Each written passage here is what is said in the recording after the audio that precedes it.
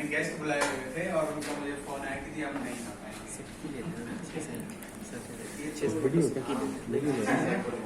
ये हर्डल और ये हमेशा आते किसके पास है जो इस काम को कर रहे हैं, है ना।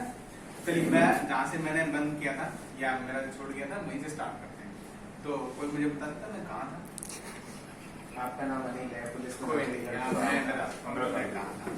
हम जो पानीपत के इवेंट में गए वहाँ जो चीजें देखने और सुनने को मिली वो ऐसा नहीं कि पहली बार थी ना। मैंने आपको पहले बताया कि हम बहुत सारे इवेंट्स में गए, बहुत सारे लीडर्स से मिले, बहुत सारी चीजें सीखी, क्योंकि हमने सीखा ही वहां से।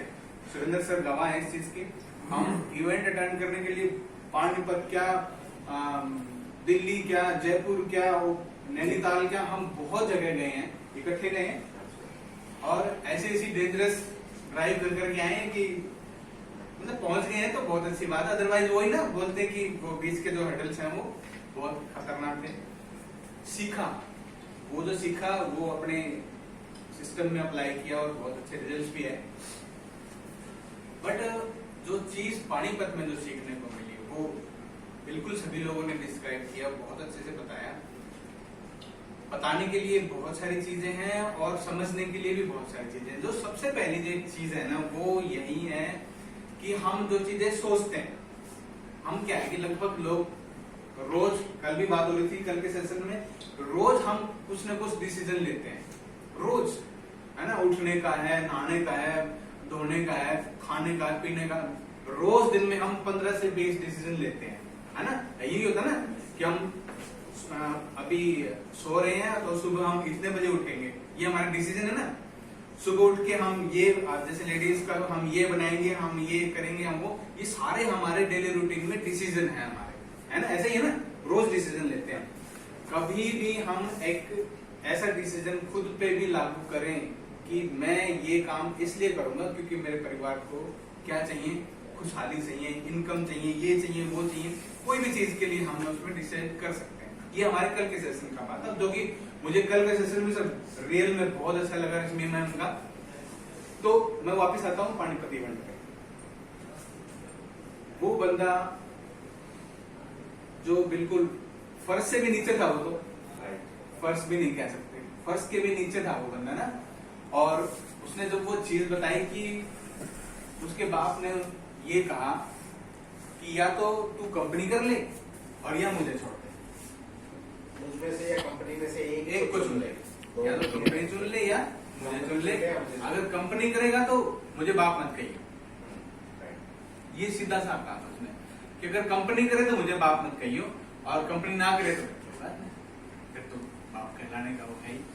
अब अगर हमारे सामने ऐसी सिचुएशन हो तो हम तो बाप को चुनेंगे, है ना।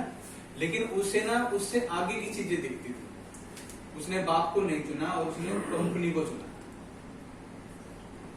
पहली ही मीटिंग में उसने बताया कि वो जब मीटिंग करने के लिए गया और अपने अपलाइन को फोन किया कि मैं जहां पे मीटिंग होनी है मैं वहां पहुंच गया हूं, आप कहाँ हो? तो किताब अपनी डेमो किट लाए हो? वो क्या होती है?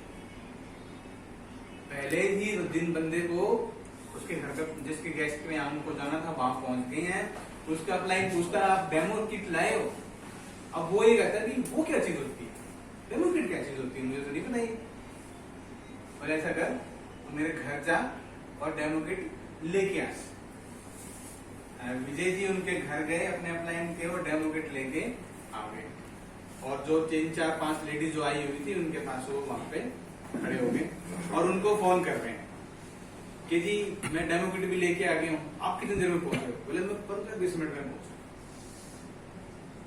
कोई नहीं जी, 15-20 मिनट किसी तरह से बातचीत कुछ करके निकाले, फिर 15 मिनट बाद फोन कर दिया कि जी 15 मिनट से ज्यादा हो गया है और मैं यहाँ खड़ा हूँ, आप कहाँ पे हो? बोले मैं 15-20 मिनट और लगेंगे मुझे। यूं करते करते और उन्होंने लगभग 1 से 1.5 घंटा निकाल दिया। अब जो लेडीज आई हुई थी मीटिंग अटेंड करने के लिए उनमें से निकल गई कुछ तो, जिसके घर वो गए हुए थे वो कहती थी वो तो नहीं आ रहे तो कोई बात नहीं, आपको जैसा आता है मुझे बता दो। बोला जी नहीं अभी करो, तो रुको। फिर मारे घंटी, बोले जी मुझे और 15-20 मिनट लगे। विजय जी का दिमाग हम सबका भी ऐसा ही होता है अगर होता तो उन्होंने अपने बताया और डेमो दिखाया, डेमो में नील डालना ही भूल गए, है ना। स्टेरिक्लिन का डेमो दिखाते थे हम, नील डालते हैं, वो नील डालना ही भूल गए और डेमो दिखा दिया। तो उन्होंने चीजें बताई, तो बताने से उनको 2 स्टेरिक्लिन का ऑर्डर मिल गया कि आप 2 स्टेरिक्लिन हमें दे दें। वो उनके घर से निकल गए और नीचे आए, चाय की टपरी बता रहे थे कि चाय की टपरी थी और मैं वहां चला गया। वहां उन्होंने जाके क्या देखा, उनके अपलाइन वहां पे चाय पी रहे, उनके अपलाइन वहां पे चाय पी रहे हैं। और उन्होंने कहता कि मुझे जितनी गालियां आती थी ना, वो सब पूरा का पूरा ट्रक उस पर उड़ेल दिया। और उसने मेरे से एक ही बात पूछी, चाय पिएगा?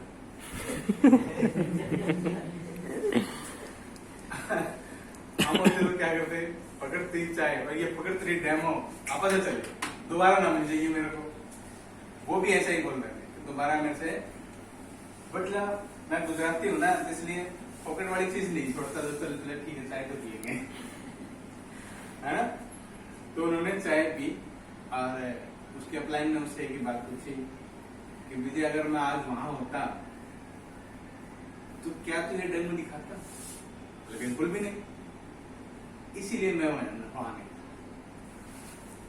सपोज कीजिए हमारी अपलाइन ने हमें ज्वाइन करवा दिया और ऐसी मीटिंग रख ली, सच ईमानदारी से बताना, आप उस अपलाइन से कभी बात करोगे? नहीं। वो दिख जाएगा ना कहीं, तो उससे करनी काट जाओगे, ये आदमी नहीं मिलना चाहिए मेरे को रास्ते में। और देखो उस सिस्टम की बदौलत, उन चीजों की बदौलत आज विजय जी फर्श के नीचे से निकल के और 6.5 लाख रुपए महीना कमा।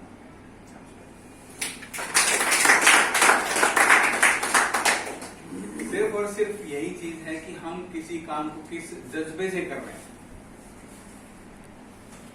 सुरेंद्र जी बहुत बार एग्जाम्पल देते हैं कि सर्दी का मौसम है और हमें चाय की तलब है, दूध नहीं है और 0 डिग्री टेम्परेचर है, क्या हम दूध लेने बाहर जाएंगे? रात का टाइम हो तो जाएंगे? अरे नहीं, सुबह देखेंगे चाहे, कोई बात नहीं। इसी चीज को दूसरी कंडीशन में लीजिए कि हमारे बच्चे को भूख लगी है और वही रात है, वही 0 डिग्री माइनस में गया हुआ टेम्परेचर और बच्चे को भूख लगी है और उसको दूध पिलाना जरूरी है, क्या अब हम जाएंगे? बिल्कुल जाएंगे। क्यों? फोकस कहाँ हो गया? बच्चे की भूख पे, तब हमारी जरूरत थी।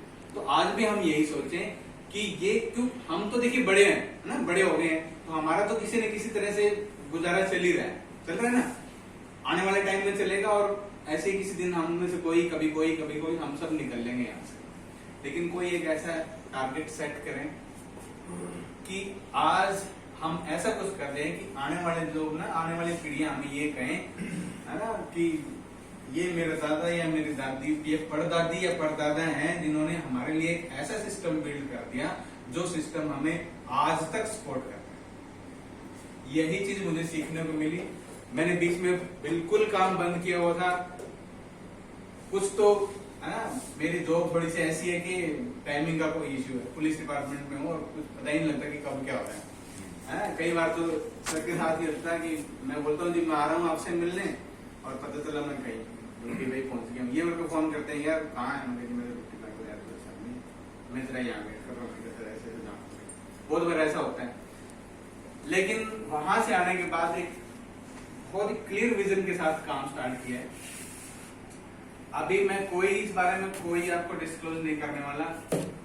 किसी दिन सुरेंद्र सर के मुंह से ही आप लोगों को सुनवाऊंगा कि उस दिन में और आज के दिन में क्या फर्क है। कुछ नहीं कहूंगा किसी भी बारे में कि मैं ये करने वाला हूँ, वो करने वाला हूँ ना। सिर्फ और सिर्फ वो अचीवमेंट रहेगी ना, वो बोलेगी और कोई नहीं बोलेगा। या उस दिन सुरेंद्र सर बोलेंगे, मैं भी नहीं बोलूंगा, क्योंकि मैं तो बहुत बोल गया। अब एक्शन में ही लेके आना उन सारी चीजों को स्टार्ट कर दिया है। सबसे पहले मैंने अपनी वो जो लिस्ट बनानी छोड़ दी थी ना, लोग नए प्रोस्पेक्टिस की जो लिस्ट बनानी छोड़ दी थी, उस पर ही काम कर रहे हैं। रोज सुबह उठ के एक दो नाम ऐड करते हैं और दिन में उन लोगों से बात भी करते हैं। करना स्टार्ट किया है तो होना भी स्टार्ट हो गया है।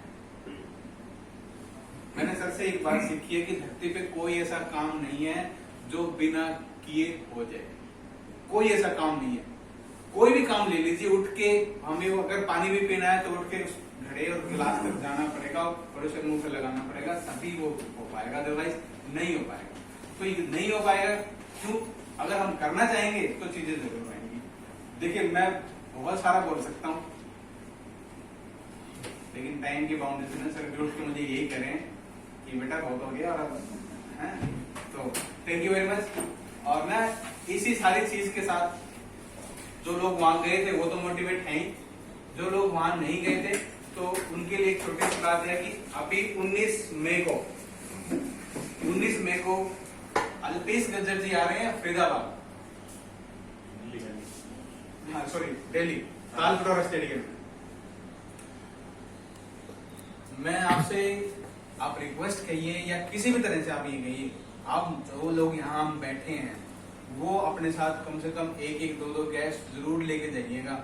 मुझे नहीं पता, आपको भी नहीं पता कि किस आदमी की लाइफ आप कहाँ चेंज करने में अपने आप को खड़ा कर सकते हैं, कुछ भी नहीं कह सकते। अल्पेश गज्जर जी ऐसे इंसान हैं जो मोदी केयर करने से पहले करोड़ों रुपए के कर्जे में डूबे हुए थे। करोड़ों रुपए किसे कहते हैं? हमारे ऊपर अगर 1 लाख रुपए की लाइबिलिटी भी हो जाती है ना तो हमें दिक्कत हो जाती है, और वो आदमी करोड़ों रुपए के कर्जे में डूबा हुआ था। वहां के गुजरात के जहाँ पे भी वो उनका है, किसी कोई थाना या चौकी नहीं छोड़ी हुई थी जिसमें उनके खिलाफ रिपोर्ट ना लिखवाई गई हो कि ये आदमी हमारे पैसे खा।